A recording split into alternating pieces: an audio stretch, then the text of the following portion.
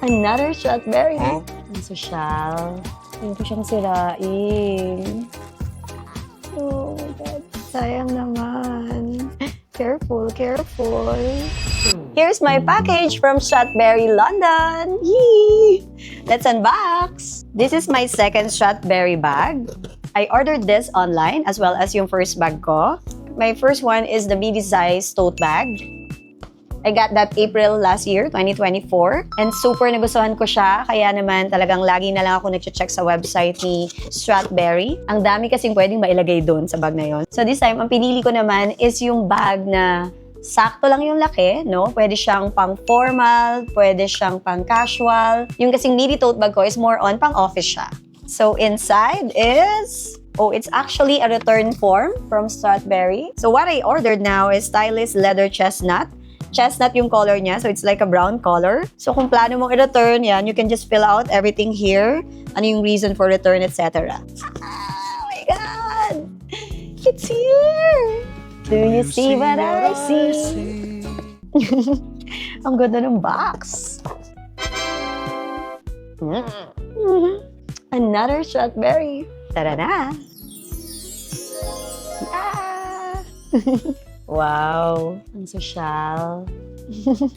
Ganun pa. Hindi ko siyang sirain. Oh my God. Sayang naman. Careful, careful. And here's the black pouch. Dust bag. Oh my gosh. But before anything else, meron nakasingit sa side. Care card. Okay, nabasa ko na lahat. And this is it.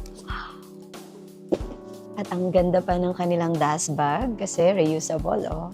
Pwede mo siyang gamitin as your tote everyday bag. Diba? Pwede siyang ganyan. So ito na. Huwag natin patagalin. Ang tagal kong pinag-isipan din to, no? And ang maganda sa Strathberry, yung presyo niya kumpara sa mga luxury, like yung Louis Vuitton ko, like yung mga Prada, Gucci, way cheaper siya kumpara dun sa mga brands na yon, okay? Pero syempre, pricey pa din siya, pero depende naman yun sa'yo. Pero yun nga, ako, ang tinitingnan ko din yung quality. So let's see the quality. What? Oh my God, ang ganda! Oh my God, ang ganda na! So beautiful! So, parang na ako na-exage, pero ang ganda. You can just touch it. Grabe, ang soft talaga ng leather niya. Yan yung pinaka nagustuhan ko sa kanya. Ang bango! Yan, you can put the long strap here, chain strap. Ito talaga yung trademark nila eh. Itong metal na yan, na bar, ang tawag yata nila. Oh, yan. Tapos igaganyan mo lang siya. Oh my gosh. Okay. Wow. This is so perfect. What's inside is the long, beautiful strap. It's a gold hardware. Yeah. With the leather as well. Yeah. Then the gold chain.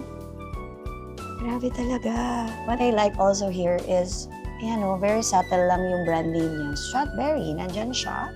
Yun nga lang, itong Strathberry, wala siyang mga stores dito sa Asia, no? That's why I'm trying to look sa Japan, sa Singapore, pero wala talaga.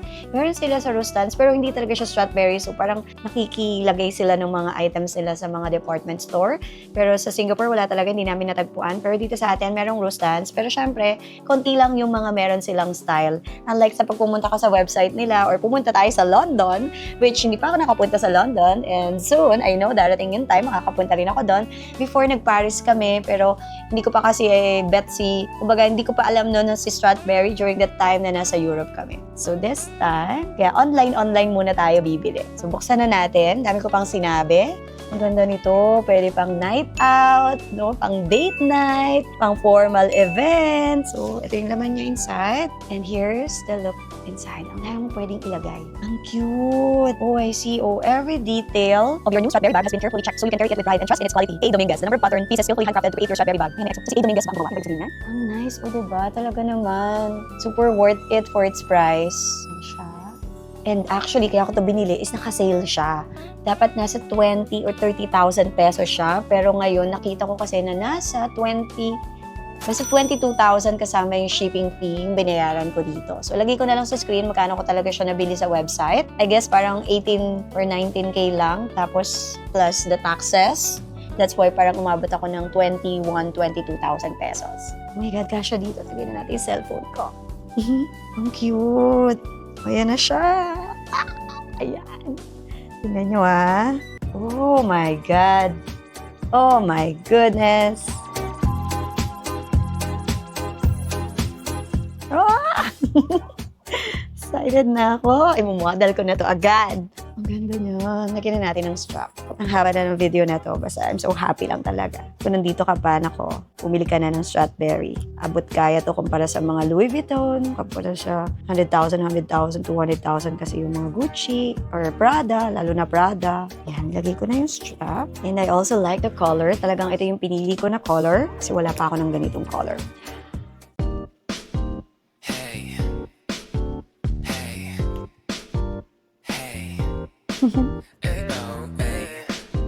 And you can wear it like this as a clutch bag. So let's say naka-evening gown ka, pwede siya. Attend ka ng wedding, debut.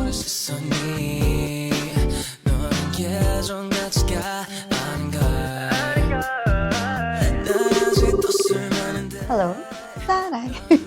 May ganun pa.